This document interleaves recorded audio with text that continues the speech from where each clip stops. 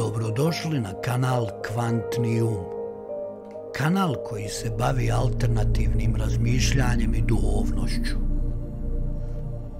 Posmatrajući današnja zbivanja u svijetu, sve je više onih koji se pitaju šta se ovo u stvari događa. Jesmo li stvarno poludjeli ili sve ovo na kraju krajeva je normalno, a mi neprilagođeni? Mentalna gimnastika nije baš omiljena disciplina za većinu ljudi, tako da većinom sve ostaje samo na ovom pitanju i o nekom dubljem zalaženju u ovu problematiku nema ni govora. Neki idu dotle da tvrde da je ono čega se čovjek najviše boji razmišljanje svojom glavom. Istovremeno smo skloni da za sve svoje i probleme uopšte optužujemo druge, dok sami nismo učinili ni najmanji korak da razbistrimo situaciju i pronađemo neko rješenje ili makar objašnjenje.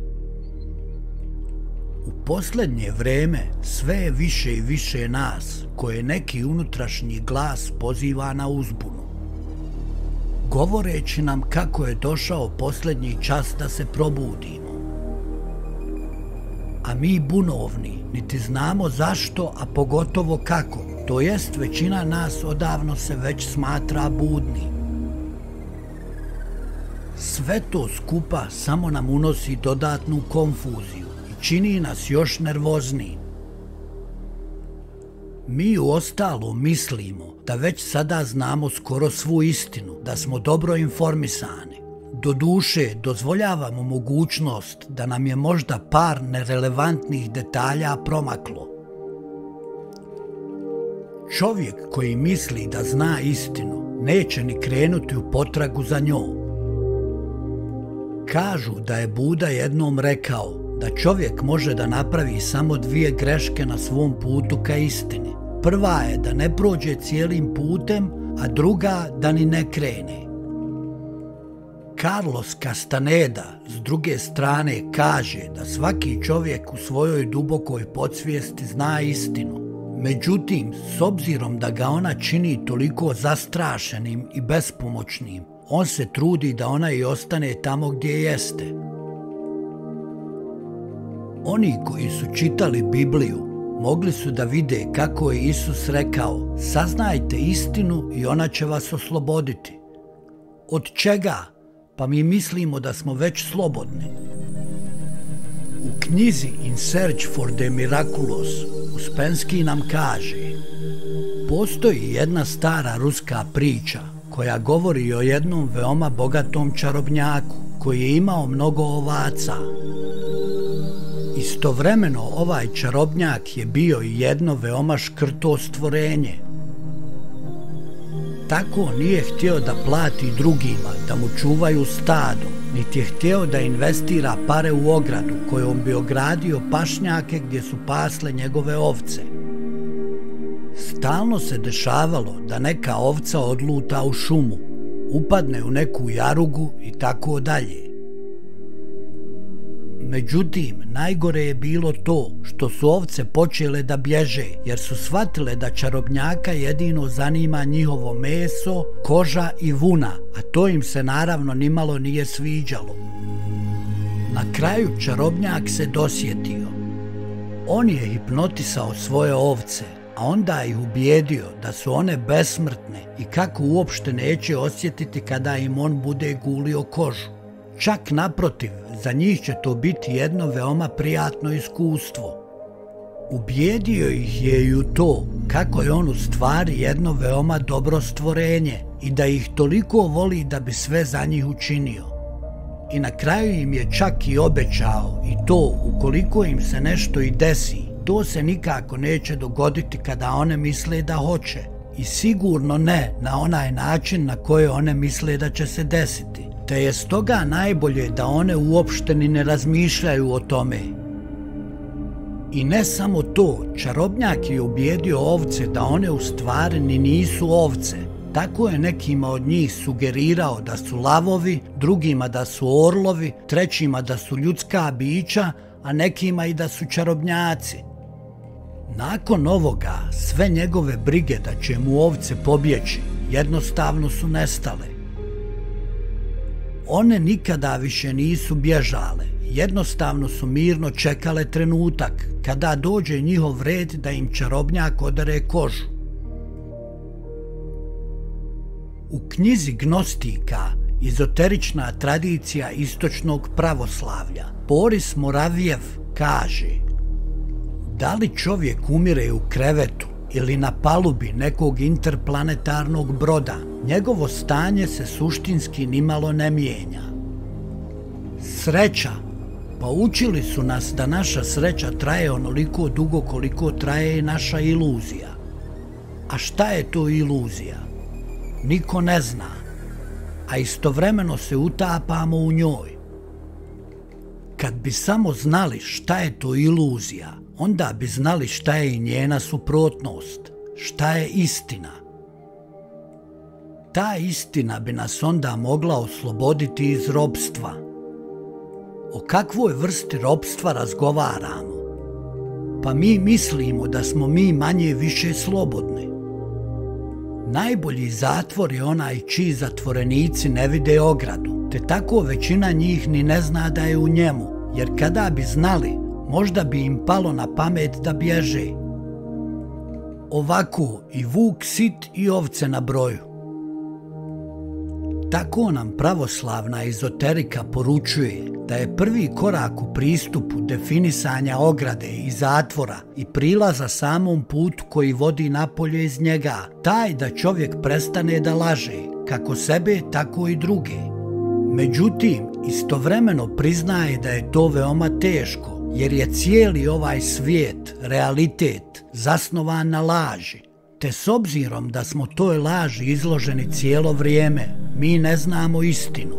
Te je tako ne možemo ni govoriti, odnosno šta god kažemo, velika je vjerovatnoća da će to da bude samo još jedna laž. Da bi ovo objasnio, poslužit ću se jednom analogijom. Na jednom predavanju na temu hipnoze, predavač je hipnotisao jednu osobu iz publike i onda joj dao takozvanu posthipnotičku sugestiju da ustane i kukurikne kad god on se uhvati za uho.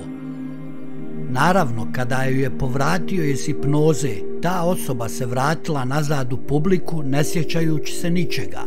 Predavanje se tako nastavilo. Predavač se onda uhvatio za uho, a taj je iz publike ustao i kukuriknuo. Tako se to ponovilo nekoliko puta. Onda su pitali osobu iz publike koja kukuriče zašto to radi. Ona je nakon kraćeg razmišljanja odgovorila kako joj se učinilo da je atmosfera na predavanju bila nekako loša, pa je htjela da je malo popravi tim svojim gestom. Ljudska svijest ima tendenciju da interpretira, odnosno racionalizuje svaki događaj i situaciju na osnovu do tada joj poznatih elemenata. Ona istovremeno ne dozvoljava mogućnost da samoj sebi prizna da su njene akcije rezultat kondicioniranja, odnosno programiranja. Kada mislimo da mislimo svojom glavom, mi većinom u stvari samo racionalizujemo na osnovu spolja nam zadanih elemenata. Mi u stvari cijelo vrijeme mahom kukuričemo, a da toga nismo ni svjesni. Da bi čovjek prepoznao iluziju, on mora krenuti od pretpostavke da je u ovom momentu programiran. U tradiciji se taj prvi korak naziva prelaskom prvog praga. On se sastoji od toga da onaj koji krene prema tom putu mora prvo da doživi unutrašnje bankrotstvo svoje ličnosti, odnosno totalni moralni kolaps, iza kojeg ostaje ogoljen do kostiju. Prije neke 3 godine, kada sam se malo više bavio tematikom kontrole čovjekove svijesti, čitao sam interesantan članak sa Markom Phillipsom i Cathy O'Brien, autorima knjige Transformation in America. Mark je bio agent CIA koji se bavio programiranjem ljudi. Onda mu je navodno nešto kliknulo te je promijenio stranu. Usput je i spasio Kati, koja je bila programirana da seksualno opslužuje visoke američke funkcionere, kao na primjer Clintona, Busha i tako dalje. Uspio je da ju koliko toliko deprogramira, međutim na njenu kćerku, koju su programirali tako da ukoliko počne ičega da se sjeća, istovremeno počne da se guši. Pedofilija i satanizam su u stalnoj vezi sa agentima Matrixa, o tome možda nekom drugom prilikom. Na pitanje da li programirana osoba može da zna da je njen programiran, Mark je odgovorio: kada bi mogla, onda se tu ne bi moglo razgovarati o programiranju svijesti ili uma te osobe, nego možda ruku, nogu ili nečega drugog. U ovom slučaju radilo se naravno o programiranju čovjeka od strane čovjeka za striktno određene svrhe, a ne čarobnjaka, međutim princip je isti, sve ostalo su nijanse. Danas, kad čini se ulazimo u posljednji krug, mnogima od nas neki unutrašnji glas govori kako je došao čas za buđenje.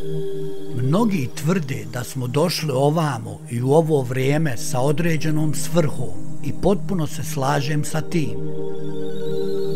Međutim, većina onih koji taj glas čuju počnu da ga racionalizuju i prvo za šta se žešće uhvate to je Sveto pismo. Ako su prethodno programirani programom Mister Hrišćanstvo, naravno oni programirani sa Mister Islamom hvataju se Kurana, dok oni nesvrstani imaju tendenciju prema jednom novom programu, napravljenom upravo po njihovoj mjeri, koji se zove Mister New Age. Čovjekova svijest može sve da racionalizuje, baš sve. Nažalost, ne može sve da razumije. Činjenica jeste da jedan od prvih koraka prema prepoznavanju zatvora, proučavanje i tih njegovih elemenata. Oni koji su čuli poziv spontano teže ka analizi svetih knjiga, međutim toj analizi se treba pristupiti iz ptičje perspektive, a ne da se tu ostane zarobljen i brčka se u njima u nedogled, te tako padne u zamku.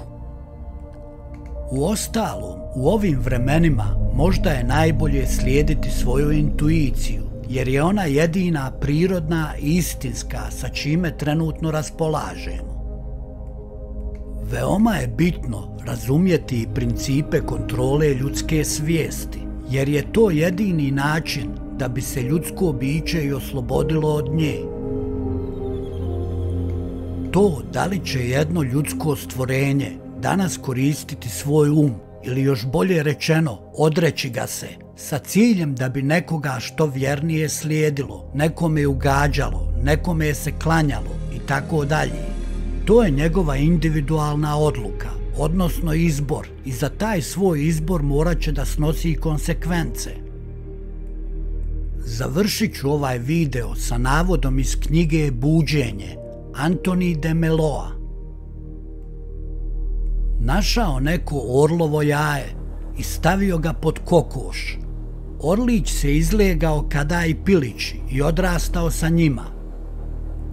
Čitavog života orao je radio isto što i kokoši u dvorištu, misleći da je jedna od njih. Kljucao je naokolo u potrazi za bubama i glistama, kokodakao je, lepršao krilima, uzdižući se koji pedalj iznad zemlje. Prošle su godine i orao je ostarjeo. Jednog dana ugledao je u visini na vedrom nebu čudesnu pticu moćnih raširenih krila, kako lebdi na vjetru. Stari orao zapanjeno je gledao u vis. Šta je to, pitao je. To je orao, kralj ptica, rekla mu je jedna kokoš. On pripada nebu, dok mi kokoši pripadamo zemlji. I tako je orao umro među kokošima ne znajući ko je.